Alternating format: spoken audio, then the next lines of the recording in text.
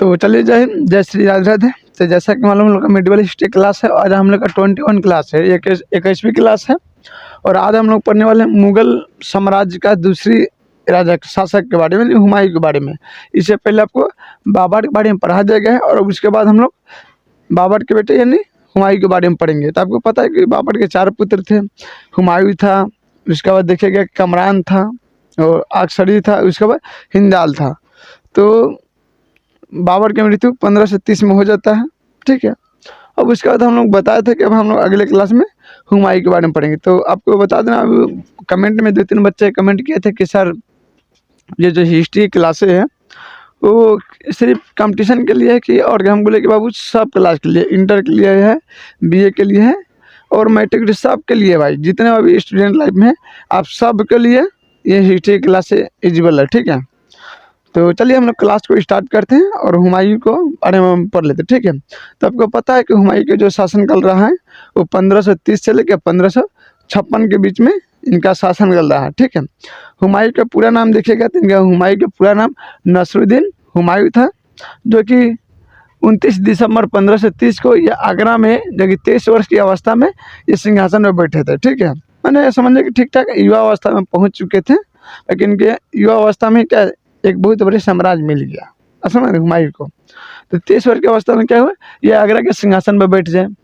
फिर गद्दी पर बैठने से पहले ही देखिएगा हुमायूं जो देखिएगा बदखासा, ठीक है, बदखासा के क्या थे, सूबेदार था। क्या बदखासा के क्या थे, ये सूबेदार थे। अपने पिता के निर्देशक अनुसार, यानी जब बाबर जीवित था तो उस समय ये बता दिया गया था कि हमारे जितने धन संपत्ति संपदा जो हाथी घोड़े जितने हैं उस सब जो बराबर ही से क्या है हमारे चारों बेटों में बांट दीजिएगा, ठीक है। और आज के डेट में देखिएगा तो अगर पिताजी अभी चल फिर रहे हैं तो पिताजी कहेंगे हम अपन जितना संपत्ति सबको इक्वली में बराबर बांट देंगे, ठीक है। बट वही जब पिताजी का सब धड़ यानी शरीर सब जब गिरता है, मैंने बिछाना पे 2 महीने के लिए गिर ना जाता, तो जो खिलाता है वही सब जगह घसवा लेता है, कहता है कि अभी सब हमारा होला। 3 भाइयों ने इग्नोर कर देता है। अब पिताजी तो 3 महीना ये 2 साल के बाद चल बचते हैं, माने किसी का हो, बाप पिता चाचा बाबा दादा यही काम करता है। अब वो तो चले गए, अब ये सब अपने 3 भाई के साथ आएगा, उसको कहेगा तू हमें 1 लाख रुपया दे दे, उससे मारा पीटी करेगा, उससे कैसा कैसे करेगा और मंगनी में क्या करता है बेकाम की ज़िंदगी खराब कर लेता है, ठीक है। अच्छा ये बताइए लेके जाना क्या है, लेके जाना क्या है। ये जितने लोग गए हैं इतिहास गवाह है बाबू, ये कोई कुछ लेके नहीं गया है, ठीक है। और हर एक आदमी के जीवन में एक ऐसी शाम आएगी जिसका कोई सवेरा ना होगा। क्या बात है कि नहीं, लोग मानता नहीं। और अभी के डेट में तो खास करके सबसे बढ़िया हमको लगता है ना रामायण, भाई के प्रेम के बड़ा दूसरा कुछ नहीं था, ठीक है। आज थोड़ा लेट हो गया है कि एक आपको बात बता देना चाहूँ कि हमारे जो मंडली वाले भैया हैं उनको थोड़ा क्या कि ज़मीनी विवाद में कल रात पुलिस उनको अरेस्ट करके ले गया था, ठीक है। तो उन्हीं के बाद थोड़ा थाना पर से क्या करता चालान कटवा के पेश करना था मजिस्ट्रेट के पल्ले, उंगा से अपन क्या करता कि अपना जमानत ले लेते। अब मानिए कि यहाँ थाना जाइए, थाना से फिर छुड़ाइए, फिर थाना को पाछा बिना भाई दक्षिणा दिले कोई गुंजाइश नहीं है, बिहार है, ठीक है। फिर यहाँ से लेके जाइए तब कोर्ट में जाइए, तब कोर्ट में जाकर फिर 3-4 हज़ार रुपये भी लगेगा। तो इससे अच्छा कि सीधा वहाँ से चालान कटवा दीजिए, मैं जाएगा आराम से, उतने पैसा में 3-4 हज़ार में सब काम हो जाएगा, ठीक है। तो वे थोड़ा काम में तो क्या लेट लग गया, इसलिए अभी 3 बज गया, 3:30 तब आपको हम क्लास ले रहे हैं, ठीक है। तो ये सब चलते रहेगा। अभी तो जीवन का हम लोग प्रथम पड़ाव पर है, इतना आना जाना था बेब से लगा रहेगा। अभी तो मानिए कि अभी एकेडमी शुरू हो गया, इसमें अभी कितने बच्चे क्या क्या करेंगे, कितने बच्चों के लिए खड़ा भी होना पड़ेगा, तो ये सब के लिए अब कॉमन बात है वो लोग, ठीक है। तो आप लोग खाली मन लगा के पढ़िए, ठीक है। तो वही जब बाबर जब मरा तो अपना निर्देश दिया था उनके जीते जी कि जब हम मर जाएंगे तो हमारी जितनी संपत्ति है हमने चारों बेटों में बराबर क्या इक्वल बांट दीजिएगा, ठीक है। और इसने देखिएगा वही काम किया, हुमायूं ईमानदारी से अपना भाई सब के झगड़ा झंझट नहीं चाहा, बराबर क्या इसको बांट दिया। तो देखिएगा हुमायूं तो अपने दिल्ली और आगरा के सिंहासन पे ले लिया। कमरान था जो उसका दूसरा भाई, उसको काबुल और कंधार का राज दे दिया। ठीक है, बोला कि भाई अब तू संभालो, भाई तुम्हारा क्षेत्र तू संभालो। वहीं पे देखिएगा कि अक्सरी था, उसको अक्सरी को संभल का जो कि क्षेत्र दे दिया।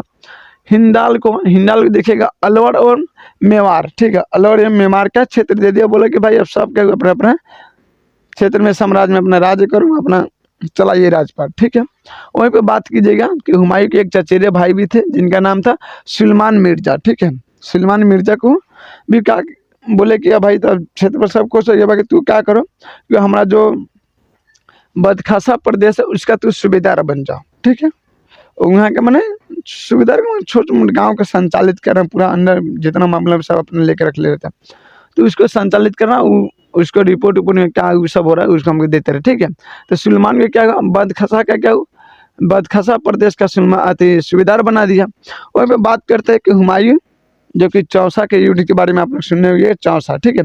चौसा के युद्ध देखिएगा 25 जून 1539 को होता है, शेर खां एवं हुमायूं के बीच होता है, ठीक है। शेर खां एवं हुमायूं के बीच होता है, जिसमें शेर खां क्या जीत जाते हैं। और इसी चौसा के युद्ध के जीतने के बाद शेर खां देखिएगा शेरशाह की उपाधि धारण कर लेता है, क्या शेरशाह की उपाधि धारण करके सिंहासन पर बैठता है।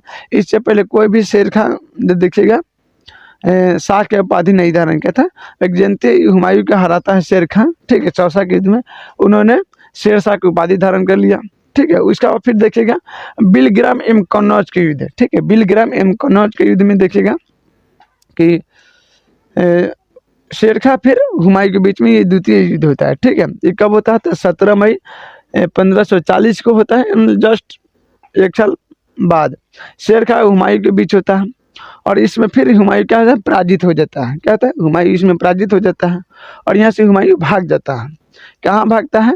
तो सिंध चले जाता है, जो कि अभी वर्तमान में पाकिस्तान में पड़ता है, सिंध बलूचिस्तान ये सब। तो वहाँ पर भाग गया और वहाँ जाके 15 साल घुमक्कर, ठीक है, घुमक्कर की तरह अपना जिंदगी बिताया। 15 वर्ष जंगल में, इधर उस राजा के हैं, उस सामंत के हैं, उन लोगों की हैं, मैंने छिप छिप के अपना शेरशाह से क्या किया, अपना जीवन के निर्वहन किए 15 वर्षों तक घुमा के। फिर उनका देखिएगा हुमायूं का एक गुरु थे आध्यात्मिक, उनका एक मित्र था जिनका नाम था हिंडाल के थे। क्या के थे? हिंडाल के थे, ठीक है। हाँ, हिंडाल के थे। उनका नाम था मीर अली अकबर जामी, ठीक है। मीर अली अकबर जामी की पुत्री से, ठीक है, उन्होंने निकाह कर लिया हुमायूं ने, ठीक है। उनका नाम मीर अली अकबर जामी की पुत्री का नाम था हमीदा बानो बेगम, ठीक है, हमीदा बानो बेगम। उससे क्या हुआ? हुमायूं को 29 अगस्त 1541 को निकाह हो गया, यानी विवाह हो गया, ठीक है। फिर वहाँ पे देखे फिर भी विवाह हो गया था, अकबर थोड़ी गया, क्योंकि राजा थोड़ी गया, तो नुका खुद जिंदगी जी रहा था। तो वहाँ पे देखिए कलांदर, जो कभी पाकिस्तान में पढ़ते हैं, कलांदर में देखिएगा कि अपना जिंदगी साल भर फिर तहाँ बीता।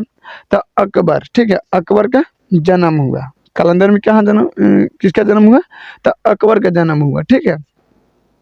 फिर 1555 में देखिएगा हुमायूं ने पंजाब के सूरी शासक सिकंदर को पराजित कर पुनः दिल्ली के सिंहासन पर क्या किया, अपना राजपाट फिर स्थापित किया, फिर गद्दी पर बैठा। तो कहाँ के राजा कहलाए थे? तो 1555 में सूरी शासक, ठीक है, सिकंदर, ठीक है, सिकंदर जो कि पंजाब के थे, उनको ये पराजित किया और दिल्ली के सिंहासन तख्त पर फिर बैठे, ठीक है। 1 जनवरी 1556 ईस्वी को देखिएगा दीन पनाह भवन में स्थित पुस्तकालय यानी लाइब्रेरी की बात हो रहा है, लाइब्रेरी के, ठीक है।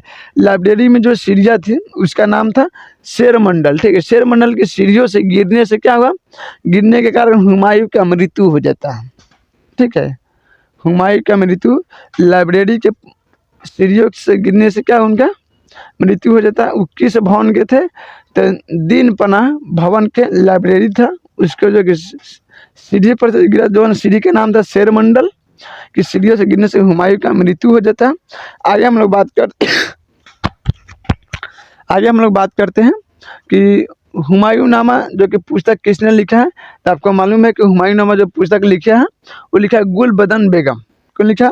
गुलबदन बेगम जो द्वारा क्या है हुमायूं नामा पुस्तक की रचना की गई है, ठीक है। उसके बाद देखिएगा कि हुमायूं ज्योतिष विद्या में भी क्या करता था? विश्वास रखता था। ज्योतिष भले देखे पढ़ने नहीं आता, बाकी उस पर जान पहचान रखता था, मानो ज्योतिष से अपना भविष्य भूत वर्तमान सब जानते रहता था। तो ज्योतिष में जैसे बताता ना कि 7 दिन में 7 कलर के कपड़ा पहनना चाहिए, मंगल के लाल पहनिए, बिफे के पीला पहनिए, इस तरह के शनिवार को काला पहनना चाहिए। तो इस तरह के जो कि 7 दिन जो कि हुमायूं अपना 7 कलर का कपड़ा पहनता था, ठीक है। तो इससे स्पष्ट होता है कि हुमायूं क्या था कि एक ज्योतिष विद्या में विश्वास रखता था, ठीक है। और इसी में था शेरशाह जो अभी शेरशाह के बारे में पढ़ रहे थे। देखिए वीडियो थोड़ा काफ़ी लंबा हो जाता है, इसलिए आपको हम शेरशाह के इसके बाद वाला क्लास में आपको समझा दिया जाएगा, ठीक है। इसके बाद वाला जो क्लास होगा शेरशाह के बारे में पढ़ा देंगे, ठीक है। तो चलिए आई होप आज का कंटेंट आपको समझ में आया होगा। तब तक जय हिंद, जय श्री राधे। उम्मीद है कि आप लोग ईमानदारी से पढ़िए। बस हाँ, जब अगर किसी के इस वर्ष लग जाए अच्छा बात है, लग जाए तो आप क्या कीजिए क्या कि किसी गरीब पे सताइएगा नहीं, ठीक है। उसका थोड़ा हेल्प देखिए आपको। देखिए जितने भी अभी बिहार में जितने भी जाति आप केस देखिएगा तो उस जज मजिस्ट्रेट का भी पता है, उस अधिकारी का भी पता है, और जो उसको खिलाफ गवाही हुई जो कि उसको भी पता है ये जितने भी बिहार में जो केस हैं वो सब बेबुनियाद है, फाजूल है।